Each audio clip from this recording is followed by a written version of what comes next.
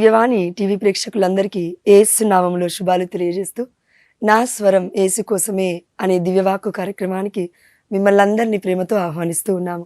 మనందరికీ తెలిసిన విధంగా మన కనతలేని కథోలిక శ్రీ సభ ఆగస్టు 6వ తారీఖున యేసు ప్రభువారి యొక్క దివ్య రూప ధారణ మహోత్సవాన్ని కొనియాడి ఉన్నాము. అదేవిధంగా ఈ ఆగస్టు నెలలో 15వ తారీఖున అమ్మ మరియ తల్లి మోక్షారోపణ పండుగని కొనియాడుతూ ఉంది మన కన్నతల్లి కథోలిక శ్రీ సభ. మరియ తల్లి మోక్షారోపణ పండుగకి యేసు వారి యొక్క దివ్యరూప ధారణకి ఏదైనా సంబంధం ఉందా అని చూస్తే ఒక సైంటిఫికల్ ప్రూఫ్ అనేది మనం చూస్తూ ఉన్నాము. శాస్త్రీయ బలమైన ఆధారణ మనం చూస్తూ ఉన్నాము. అదేంటంటే ప్రియమైన దేవుడు బిడ్డలారా, పరిశుద్ధాత్మ దేవుడు మనకి ఈరోజు పరిచయం చేస్తున్న అంశము మరియ తల్లిలో మెస్సయ్య. ఆ తల్లిలో యేసు ప్రభువారు ఉన్నారు. చూడండి, మనందరికీ తెలిసిన విధంగా అంటే 3వ శతాబ్దం నుండి 5వ శతాబ్దం వరకు ఎంతోమంది బిడ్డలు ఈ యొక్క యేసు ప్రభువారు సంపూర్ణముగా దేవుడు కాదు అని అన్నారు, మానవుడు మాత్రమే అని అన్నారు.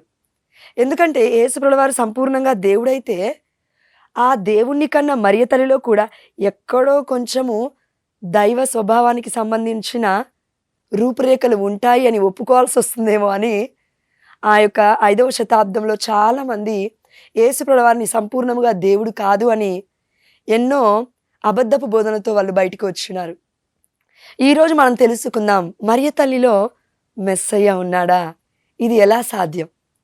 మనకి ఇది ఎవరు మనకి తెలియపరుస్తూ ఉన్నారంటే 1979లో స్టాన్ఫోర్డ్లో ఇది కనుగొనబడింది. అది ఏంటి అని అంటే మరియ తల్లిలో యేసు ప్రభువారి యొక్క డిఎన్ఏ ఉంది. చూడండి ప్రియమైన దేవుడు బిడ్డలారా, మనకి ఇది అర్థం అవ్వాలి అంటే ఎవరైనా ఇద్దరు ట్విన్స్ ఉన్నారనుకోండి, ఇద్దరు దేవుడి కృప వల్ల ఒక దంపతులకి ఒక బాబు, ఇంకో దంపతులకి ఒక బాబు పుట్టారు. ఒకే హాస్పిటల్లో ఒకే సమయంలో ఒకే గడియలో అనుకుందాం. బై మిస్టేక్లో వాళ్ళిద్దరిని చూస్తే సేమ్ ఒకేలాగా ఉన్నారు. ఈవెన్ డాక్టర్స్ కూడా కన్ఫ్యూజ్ అయింది, అయ్యో ఈ దంపతులకు సంబంధించిన బిడ్డ ఈయన అనేసి. అంటే ఆ సమయంలో వాళ్ళు ఏం చేస్తారు అంటే డిఎన్ఏ టెస్ట్ చేస్తారు. అంటే తల్లిలో ఉన్న డిఎన్ఏ, తండ్రిలో ఉన్న డిఎన్ఏ, ఆ కుమారుడిలో ఉన్న డిఎన్ఏతో ఎగ్జాక్ట్గా సేమ్గా ఉంటే ఆ యొక్క కుమారుడు ఆ దంపతులకు సంబంధించిన వాడు అని. ఇది మనం గుర్తుపెట్టుకుందాం.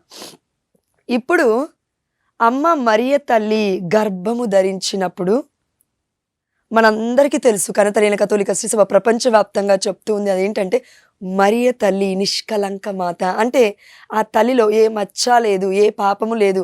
ఎందుకంటే మొదటి ఆదాము మొదటి ఏవ పాపము చేశారు.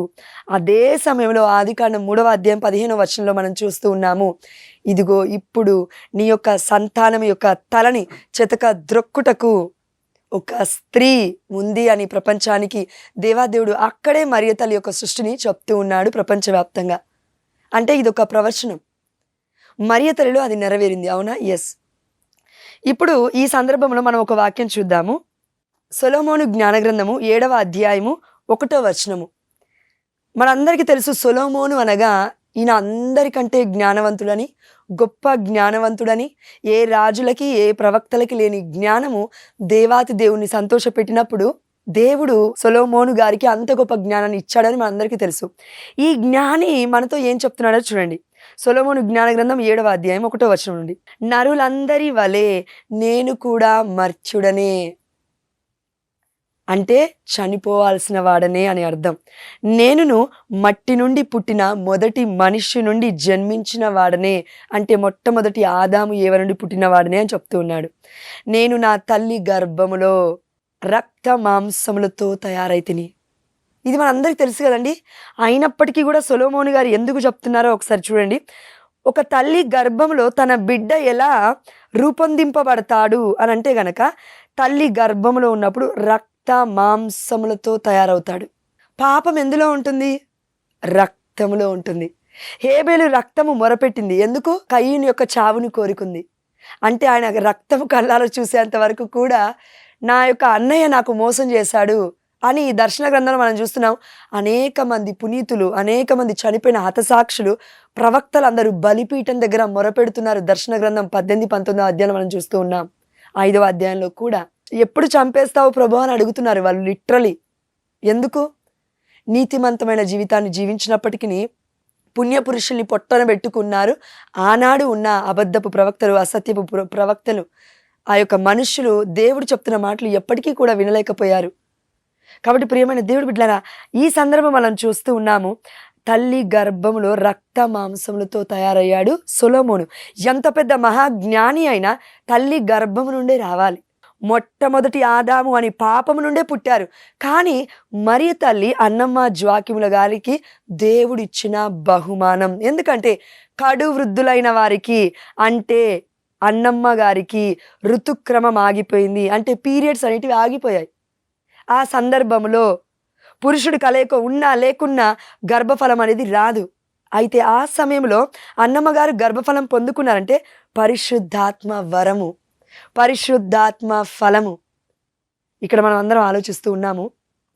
లూకాసు వార్త 1వ అధ్యాయము 35వ వచనం మనం చూస్తూ ఉన్నాం. మరియ తల్లి విషయంలో ఇది జరిగిందా లేదా? ఎస్. ఇదిగో ఆ యొక్క గాబ్రియేలు దేవదూత దేవుడి యొక్క సన్నిధి నుంచి వచ్చి చెప్తూ ఉంది, నువ్వు గర్భము ధరిస్తావమ్మా, నువ్వు భయపడకమ్మా, దేవుడి కుమారుడికి జన్మనిస్తావంటే ఇది ఎట్లా జరుగుతుంది? నాకు పురుషుడు తెలియదు కదా, నేను పురుషుని ఎరుగను కదా అని మరియ తల్లి సాక్ష్యం ఇస్తుంది. పరిశుద్ధమైన గ్రంథము సాక్ష్యం ఇస్తుంది. పరిశుద్ధాత్మ దేవుడు చెప్తున్నాడు ఈ సత్యాన్ని, సాక్ష్యం ఇస్తూ ఉన్నాడు. మనందరికీ తెలియడానికి దేవదేవుడు సాక్ష్యం ఇస్తున్నాడు. మరియ తల్లికి ఈ లోకంలో కేవలం జోజప్ప గారు భర్త స్థానం మాత్రమే, ఒక ప్రొటెక్టర్గా కథోలిక శ్రీ సభకి తండ్రిగా ఉన్నాడు. మన పాలక పునీతుడైన పునీత జోజప్ప గారు అంతే. ఆయన బాధ్యత దేవుడిచ్చిన బాధ్యత. కానీ మరియ తల్లితో ఏ సంబంధం లేదు, నిశ్చితార్థం మాత్రమే చేయబడి ఉందని మనం బైబిల్లో చూస్తున్నాం. ప్రియమైన దేవుడి బిడ్డలారా, అంటే ఇక్కడ మరి ఏ విధంగా అయితే సొలొమోను గారు చెప్పినట్లుగా తల్లి గర్భంలో రక్త మాంసములతో నేను రూపాన్ని పొందుకున్నాను అంటున్నాడో, యేసుప్రభుల వారు కూడా తల్లి గర్భములో రక్త మాంసములతో రూపాన్ని పొందుకున్నాడు. కానీ వేరే మానవులకి యేసుప్రభుల వారికి ఉన్నంత తేడా ఏంటి? మరియ తల్లికి మనందరి తల్లులకు ఉన్న తేడా ఏంటి అని అంటే, పాపము లేకుండా తల్లి పుట్టింది, పాపముతో మనం పుట్టాము. ఇది ఎలా అర్థం చేసుకోవాలంటే, చరిత్ర చెప్తుంది, శాస్త్రీయ ఆధారాలు చెప్తున్నాయి, మరియ తల్లి గర్భములో 24 క్రోమోజోమ్స్ ఉన్నాయి. ఇంకొక అంటే ఎక్స్ క్రోమోజోమ్స్ అంటారండి. ఆ యొక్క స్త్రీల నుంచి వచ్చేది ఎక్స్ క్రోమోజోమ్స్ అంటారు, డిఎన్ఏలో ఉంటుంది. దాని తర్వాత వై క్రోమోజోమ్స్ 24 భర్త నుండి రావాలి. కానీ మరియ తల్లి విషయంలో ఏం జరిగిందంటే, శాస్త్రీయ పరంగా వై అనే క్రోమోజోమ్ ఒకే ఒక్కటి వచ్చింది. ఎక్కడి నుంచి అంటే పరిశుద్ధాత్మ దర్శనము ద్వారా. ఆమేన్, హల్లెలూయా. అందుకే లూకాసు వార్త 1వ అధ్యాయం 35వ వచనం సెలవిస్తుంది, నీవు సర్వోన్నతుని శక్తి నీపై వస్తుంది, పరిశుద్ధాత్మ శక్తితో నీవు నింపబడతావు, పవిత్ర శిశువుకి నీవు జన్మనిస్తావు, ఆయన దైవ కుమారుడు అని పిలువబడతాడు. ఆమేన్, హల్లెలూయా. కాబట్టి ప్రియమైన దేవుడు బిడ్డలారా, శాస్త్రీయ పరంగా కూడా ఆధారాలు ఉన్నాయి, అదేవిధంగా బైబిల్ పరంగా కూడా ఆధారాలు చూస్తున్నాం. నాకు పురుషుడు తెలియదు, ఇది ఎలా జరుగుతుంది? దేవదూత సాక్ష్యం ఇస్తుంది, అమ్మా ఇది పరిశుద్ధాత్మ కార్యము. మోక్షారోహణుడైన యేసుప్రభుల వారికి మోక్షారోపణమైన మరియ తల్లికి ఉన్న పోలికలు మనం చూస్తే ఏం జరుగుతుందంటే, మన ప్రపంచానికి మొత్తానికి తెలుసు, కన్నతల్లి కథోలిక శ్రీ సభ మోక్షారోహణమైన యేసుప్రభుల వారు పైకి వెళ్ళిపోతున్నాడు. ఇప్పుడు శిష్యులందరికీ చెప్తున్నాడు, ఇదిగో మీరు భూ దిగంతంలో వరకు నాకు సాక్షులై ఉండండి అని. అవునా? ఎస్. దాని తర్వాత వారి యొక్క బాగుని, వారి యొక్క మంచి చెడులను ఎవరు చూసుకున్నారంటే మరియ తల్లి. ఎప్పటి వరకు? పరిశుద్ధాత్మ దేవుని పొందుకునేంత వరకు మీరు యెరూషలేములోనే ఉండండి. అందుకే అప్పటి వరకు మరియ తల్లి వాళ్ళని అందరి గ్యాదర్ని చేస్తూ, వారందరి కలుపుకుంటూ, వారందరితో పాటు ప్రార్థనలు చేస్తూ ఉండి, ఆ తల్లి మరియ తల్లి మధ్యస్థ ప్రార్థన చేస్తుంది. అందుకే పెంతెకోస్తు పండుగ రోజున పరిశుద్ధాత్మ దేవుడు దిగి వచ్చినప్పుడు సంఘము ఏర్పడింది, కథోలిక శ్రీ సభ పుట్టింది అని మనం ఎందుకు అంటున్నామంటే, ఆ తల్లి మరియ తల్లి మధ్యస్థ ప్రార్థన ఇదిగో యేసుప్రభుల వారి యొక్క సంఘముగా ఈ ప్రపంచానికి మొత్తముగా ఆ తల్లి మధ్యస్థ ప్రార్థన యొక్క గొప్పతనాన్ని, ఔన్నత్యాన్ని, పరిశుద్ధాత్మ రాకడని చూపిస్తూ ఉంది. అంటే ప్రియమైన దేవుడు బిడ్డలారా, ఇక్కడ మనం అర్థం చేసుకోవాల్సింది ఒకటి, ఆ తల్లి ఎప్పుడైతే పరిశుద్ధాత్మ దేవుడు కంట్రోల్ తీసుకున్నాడో అపోస్తుల మీద, ఆ తల్లి దాని తర్వాత మనకు కనబడట్లేదండి. చూస్తున్నామా మనం? ఎస్. అపోస్తుల కార్యం 2వ అధ్యాయం 4వ వచనం దగ్గర పెంతెకోస్తు పండుగ జరిగింది. దాని తర్వాత మనం చూస్తే మరియ తల్లి గురించి ఇంకెక్కడా లేదు పరిశుద్ధమైన గ్రంథంలో. మళ్ళీ దర్శన గ్రంథం 12వ అధ్యాయంలో పరలోక రాజ్యంలో యోహాను గారు దర్శనాన్ని చూస్తున్నారు. అంటే అప్పటి వరకు మరియ తల్లి ఏం చేస్తుంది? అమ్మ మరియ తల్లి లేదు, చనిపోయింది. చరిత్ర చెప్తుంది చనిపోయింది. దాని తర్వాత అంటే తన యొక్క పిల్లలని, అంటే దేవుడి యొక్క పిల్లని అప్పటి వరకు మరియ తల్లి చూసుకుంది అపోస్తుల్ని. దాని తర్వాత పరిశుద్ధాత్మ దేవుడు అందరి మీదకి దిగి వచ్చాడు అగ్నినాళిక రూపంలో. అమ్మ మరియ తల్లి అవసరం ఇప్పుడు లేదు. ఇప్పుడు ఏం కావాలి అంటే అమ్మ మరియ తల్లి కూడా పరలోక రాజ్యానికి వెళ్ళాలి. ఎందుకు? ఇక్కడ ప్రశ్న మనకి. కీర్తన గ్రంథము 139వ అధ్యాయము 13వ వచనము. ఇది అందరికీ గుర్తుండాలండి. శాస్త్రీయ పరంగా ఏం చెప్తున్నారంటే 1979లో స్టాన్ఫోర్డ్లో కనుగొనబడిన విషయం ఏంటి అంటే, మనల్ని మహా ఆశ్చర్యపరిచే విషయం ఏంటంటే, ఆ తల్లి తింటున్న వెళ్తుంది, తాగుతున్నది వెళ్తుంది, మాటలు వెళ్తున్నాయి, క్రియలు వెళ్తున్నాయి, పరిశుద్ధాత్మ శక్తి వెళ్తూ ఉంది, అన్నీ ఆ తల్లి ప్రార్థన వెళ్తుంది, అన్నీ వెళ్తూ ఉన్నప్పుడు అక్కడ ఏం జరుగుతుందంటే లిటరలీ ఒక తల్లి బిడ్డ మధ్యలో ఆ పేగు గుండా పసికందులో, ఆ యొక్క గర్భములో ఉన్న పసికందులో ఉన్న డిఎన్ఏలో ఉన్న కొన్ని అణువులు, పరమాణువుల సంఖ్య తల్లిలోకి వ్యాప్తి చెందుతాయి, స్ప్రెడ్ అవుతాయి. అదేవిధంగా ఆ తల్లిలో ఉన్న డిఎన్ఏలో ఉన్న పరమాణువుల కలయిక, అణువుల కణిలుగా, అంటే కరెక్ట్గా చెప్పాలంటే జీవకణాలు మరియ తల్లిలో ఉన్న జీవకణాలు డిఎన్ఏ పరిశుద్ధమైన బాలయేసులో ఉన్నాయి. పరిశుద్ధమైన బాలయేసులో ఉన్న జీవకణాలు అమ్మ మరియ తల్లిలో ఉన్నాయి. ఈ సందర్భంలో మరియ తల్లి ఇప్పుడు జన్మనిచ్చింది పరిశుద్ధమైన బాలయేసుకి. ఇప్పుడు మనము ఆ పేగు కట్ చేస్తారు, నార్మల్ డెలివరీ పక్కకు పెడతారు, పరిశుద్ధమైన బాలయేసుని తీసి. అవునా? ఎస్. ఇప్పుడు ఏం జరిగింది అంటే మరియ తల్లిలో యేసయ్యకి సంబంధించిన జీవకణాలు ఉన్నాయి, యేసు ప్రభువు వారిలో మరియ తల్లికి సంబంధించిన జీవకణాలు ఉన్నాయి. ఇది కామన్. ఇప్పుడు అర్థమైందా మనకి? ఇప్పుడు ఈ యొక్క ఆలోచనతో ఇప్పుడు ఈ వాక్యం చదువుదాం. నాలోని ప్రతి అణువును నీవే సృజించితివి. అణువు మాతృ గర్భమున నన్ను రూపొందించితివి. ఆమేన్, హల్లెలూయా. నీవు నన్ను అద్భుతముగా కలుగజేసిన భీకరుడవు కనుక ప్రభువా నేను నీకు వందములు అర్పింతును. ప్రియమైన దేవుడు బిడ్డలారా, 15వ వచనము, నేను రహస్య స్థలమున రూపము తాల్చినప్పుడు మనమందరం కూడా రూపాంతర పండుగను కొనియాడుతున్నాం. అవునా? మత్తయి సువార్త 17వ అధ్యాయంలో యేసు ప్రభువు వారి యొక్క దివ్య రూప ధారణ పండుగ. ఆ రూపము యేసు ప్రభువు వారి యొక్క దైవత్వము ఎక్కడి నుంచి వచ్చింది? సంపూర్ణముగా యేసు ప్రభువు వారు మరియ తల్లి గర్భంలో మానవుడిగా రక్త శరీరములతో ముద్దగా తయారవుతున్నాడు. అయితే ఆ సందర్భంలో మనందరం గుర్తుపెట్టుకోవాలి, యేసు ప్రభువు వారు పుట్టక ముందు దేవుడే, పుట్టిన తర్వాత దేవుడే, తల్లి గర్భంలో ఉన్నప్పుడు దేవుడే, పరలోక రాజ్యం ఎత్తబడ్డప్పుడు దేవుడే, శిష్యుల ముందు నిలబడ్డప్పుడు దేవుడే, రూపాంతరం చెందుతున్నప్పుడు తాబోరు పర్వతం మీద ఉన్నప్పుడు దేవుడే. అంటే సంపూర్ణమైన మానవుడు యేసు ప్రభువు వారు, సంపూర్ణమైన దేవుడు.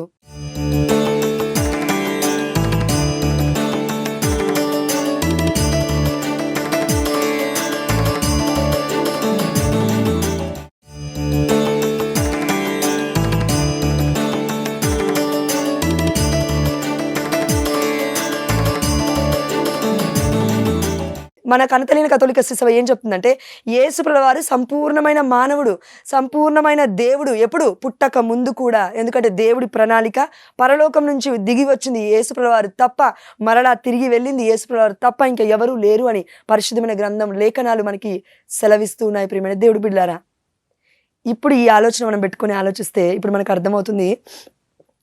ఇప్పుడు మరియ తల్లిలో యేసు ప్రభువు వారికి సంబంధించిన డిఎన్ఏ ఉంది, అంటే జీవకణాలు, పరమాణువుల కలయిక, అణువులు ఉన్నాయి.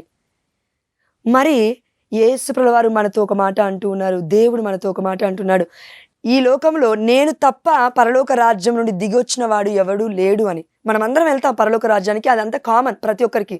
కానీ పరలోక రాజ్యం నుండి దిగొచ్చింది మాత్రం యేసు ప్రభువు వారు మాత్రమే ఉన్నారు. ఇది గుర్తుపెట్టుకోవాలి. అంటే మరియ తల్లిలో పరలోక రాజ్యం ఉంది. పరలోక రాజ్యం అనగా యేసు ప్రభువు వారు, పరమాణువుల కలిగిన జీవకణాలు, యేసయ్యకి సంబంధించిన జీవకణాలు. మరి ఈ లోకంలో మరియ తల్లి జీవిస్తున్నప్పుడు యేసు ప్రభువు వారి యొక్క ఉనికి మరియ తల్లిలో ఉంది. అలాగే మరి యేసు ప్రభువు వారు మోక్షారోహణుడు అయ్యాడు అంటే ఆ మోక్షారోహణుడు అవుతున్న యేసు ప్రభువు వారితో పాటు ఈ లోకంలో యేసయ్యకి సంబంధించిన ప్రతి ఒక్కటి కూడా పరలోక రాజ్యానికి చేరాల్సిందే. ఎందుకంటే దేవుడి ప్రణాళిక అది. నేను మోక్షారోహణ అవుతున్నాను, నేను పునరుత్థానం అయ్యానని యేసుప్రభువారు చెప్తున్నారు కదా. మరి యేసుప్రభువారికి సంబంధించిన జీవ కణాలు, లివింగ్ సెల్స్ అనేది ఈ లోకంలో ఉన్నాయి. ఎక్కడున్నాయ్యా అంటే మరియ తల్లి యొక్క దేహంలో ఉన్నాయి. ఇప్పుడు యేసుప్రభువారు సంపూర్ణముగా దేవుడు అన్నప్పుడు మరియ తల్లిలో తన గర్భంలో యేసుప్రభువారు పుట్టడం ద్వారా ఆ తల్లి గర్భంలో యేసుప్రభువారు పుట్టారు కాబట్టి దైవ సంభూతుడైన తన యొక్క కుమారుడికి సంబంధించిన పోలికలు రూపం ఉంది. అంటే ఆత్మ శరీరములతో పాటు మోక్షారోపణం అయ్యింది అని అంటే యేసయ్యకి దేవుడికి సంబంధించింది ఈ లోకంలో ఏది ఉండకూడదు. ఎందుకంటే సంపూర్ణముగా దేవుడు ఎక్కి వెళ్ళాలి పరలోక రాజ్యానికి. అప్పుడే దేవుడి యొక్క రక్షణ ప్రణాళిక సంపూర్ణమునర్చబడినట్లు. ఆమేన్, హల్లెలూయా. రెండవది, ఈ జీవ కణాలు వ్యాధులతో పోరాడతాయి. ఫర్ ఎగ్జాంపుల్, ఇది మనకు అర్థం కావాలంటే మనము యేసుప్రభువారిని వారిని ఏమంటాం? యెహోవా రాఫా, స్వస్థపరచువాడు, ఆది అంతము, ఆల్ఫా ఒమేగా, మొదటివాడు కడపటివాడు అని మన తండ్రిని మనం సంబోధిస్తూ ఉంటాము. మరియ తల్లిని ఏమంటాము? ఆరోగ్యమాత అని అంటాం. అవును, మరియ తల్లి దగ్గరికి వెళ్ళి ప్రార్థన చేస్తే అమ్మ మరియ తల్లి స్వస్థత ఇస్తుందా? కొంతమంది అంటున్నారు కదా ఈ రోజులలో.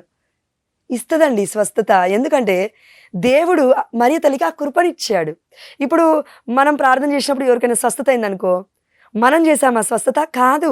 మనం ప్రార్థన చేయడం ద్వారా దేవుడు, మనం పాపాత్మమైనప్పటికీ మన ప్రార్థన విని దేవుడు ఆ బిడ్డకి స్వస్థతని ఇచ్చాడు. మరి పాపాత్మమైన మన ప్రార్థనే దేవుడు విని స్వస్థతలు చేస్తుంటే ఆ తల్లిలో ఇసుమంత పాపము కూడా లేదు.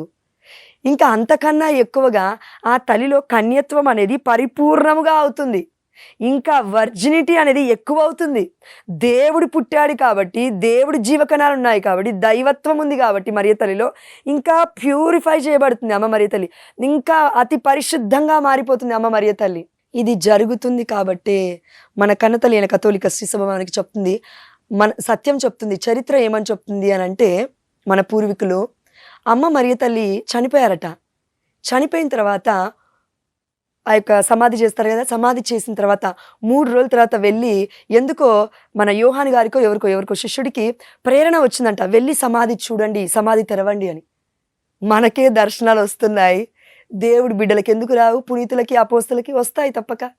తట్టి మరి దేవుడు లేబట్టి మరి చెప్తూ ఉంటాడు, ఇక్కడ ఇది జరుగుతుంది, అక్కడ అది జరుగుతుందని. ప్రియమైన దేవుడు బిడ్డలారా, సాక్ష్యం కావాలి కదా. మరి ఆ సందర్భంలో ఇంకా వారి యొక్క శిష్యులు వెళ్ళి మరియ తల్లి యొక్క టూము తెరిచి చూస్తే మరియ తల్లి లేదు.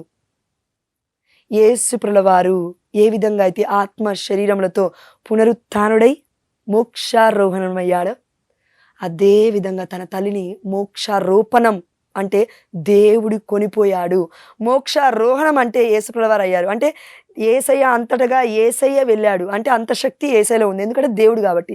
కానీ మరియ తల్లి మోక్షారోపణం అంటే మరియ తల్లికి ఆ యొక్క దేవుడికున్న శక్తి ఉండదు. అందుకే ఆ తల్లిని దేవుడు తీసుకెళ్ళాడు పరలోక రాజ్యానికి అని మన కన్నతల్లి అయిన కథోలిక శ్రీసభ ఈ యొక్క సత్యాన్ని మనకి వివరిస్తూ ఉంది. ప్రియమైన దేవుడు బిడ్డలారా, మోక్షారోహణుడైన యేసుప్రభువారు మోక్షారోపణమైన తల్లికి ఉన్న సంబంధం, వారిలో యేసుప్రభువారు దేవుడు, అది మనకి తెలుసు. కానీ తల్లిలో కూడా, మరియ తల్లిలో మెస్సయ్య జీవం ఉంది. ఇది మనకి నమ్మడానికి అసాధ్యకరంగా అనిపించినప్పటికీ ఇప్పుడు మనం ధ్యానించుకునే అంశం గొప్పగా ఉంటుంది. యోహాను సువార్త 6వ అధ్యాయము 35వ వచనం 44వ వచనం మనం చూస్తున్నాం కదా. 48వ వచనము, జీవాహారమును నేనే. యేసుప్రభువారు ఈ లోకానికి వచ్చినప్పుడు మనందరికీ తనకు తానుగా మనకి ఇచ్చేసి, నన్ను పొందుకోండి, నన్ను రుచి చూచి తెలుసుకోండి. ఈ యొక్క దేహము, ఈ రక్తము మరియ తల్లిలో మాంసపు ముద్దగా తయారయ్యాయి గర్భములో. దేవుడు తన తల్లికి అంత ఔన్నత్యాన్ని ఇచ్చాడు.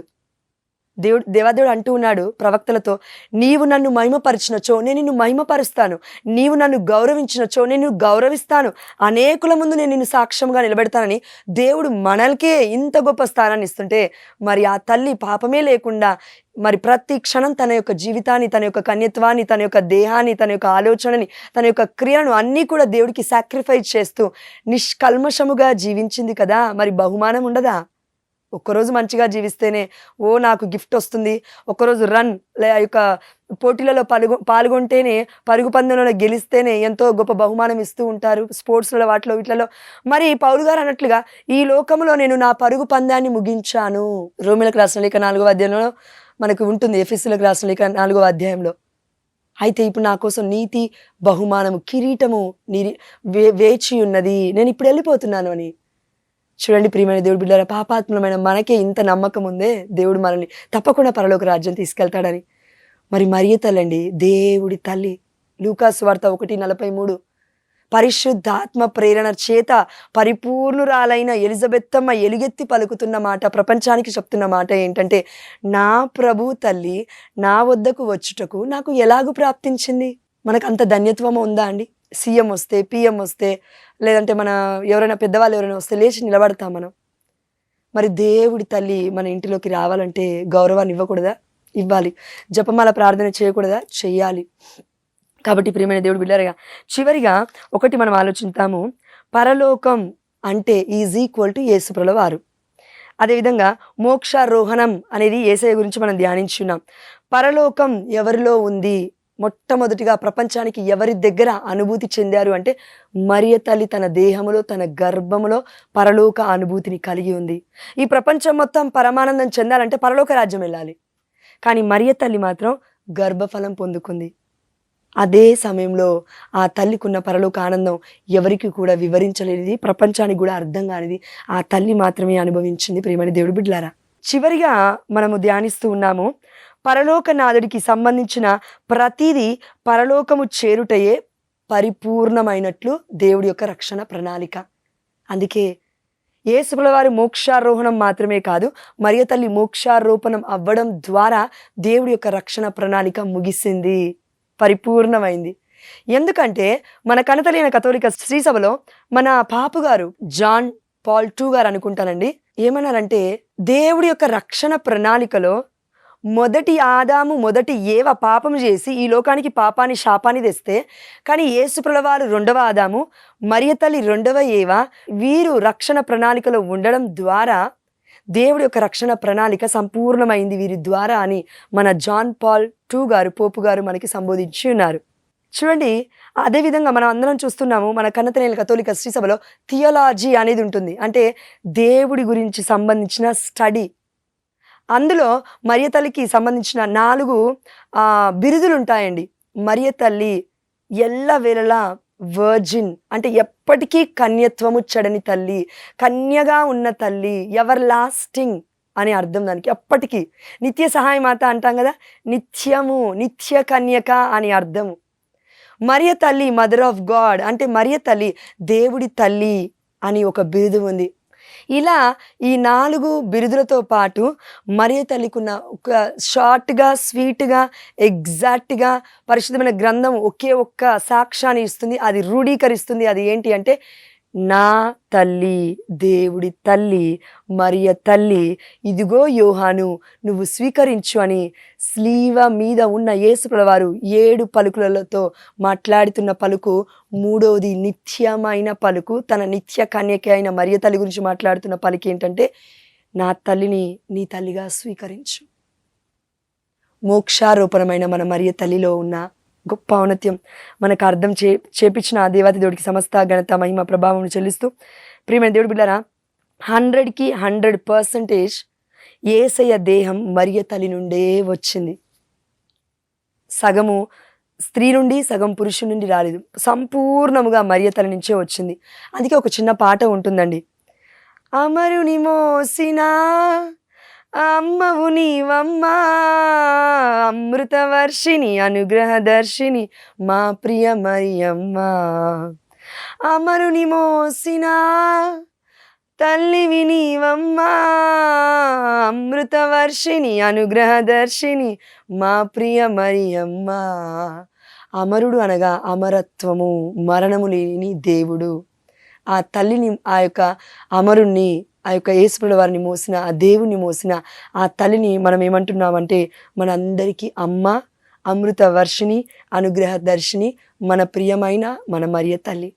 మోక్ష రూపణ పండుగ శుభాకాంక్షలు మనందరికీ, మన కుటుంబాలందరికీ తెలియజేస్తూ, దివ్యవాణి టీవీ ఛానల్ తరపు నుంచి మన కుటుంబాలందరికీ కూడా శుభాకాంక్షలు తెలియజేస్తూ, అవును ప్రభువా, నీవు మా అందరికి ఇచ్చిన నీ తల్లి అయినా, నీ సొంత తల్లి అయినా, పరిశుద్ధమైన తల్లి అయినా, నిత్య కన్యక అయినా మా అమ్మ మరియ తల్లి మధ్యవర్తిత్వ ప్రార్థన ద్వారా మేము జపమాల ప్రార్థన చేస్తూ ఈ తల్లి యొక్క ఔన్నత్యాన్ని కొనియాడుతూ అనేకులకి ప్రకటిస్తూ ఆ తల్లిని ప్రకటిస్తే నీకు గౌరవాన్ని ఇచ్చినట్లు, ఆ తల్లిని మేము కొనియాడితే నిన్ను కొనియాడినట్లు, ఆ తల్లిని మేము ప్రేమిస్తే నిన్నే ప్రేమించినట్లు ప్రభా, ఇది మేము గుర్తుపెట్టుకొని అనేకులకు దీవెనకరంగా ఆ తల్లి వలె మేమును పరిశుద్ధమైన జీవితాన్ని ఇక ముందైనా జీవించడానికి మాకు సహాయం చేయమని నజరేయుడని యేసు నామములో అడిగి పొందుకుంటున్నాము మా ప్రియ పరలోకపు తండ్రి. ఆమేన్. హల్లెలూయా. పితా పుత్ర పవిత్ర ఆత్మ నామమున ఆమేన్.